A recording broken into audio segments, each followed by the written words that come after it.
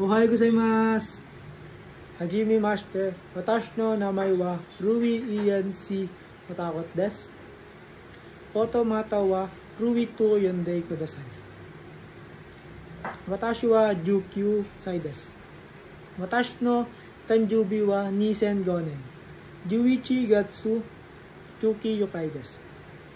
私は家族の末っ子です。私はフィリピン人です。私はサントドミンゴ・ランバタンに住んでいます。私は現在第1年生で機械工学の先輩です。私はバタン半島大学本校1でクラスにいます。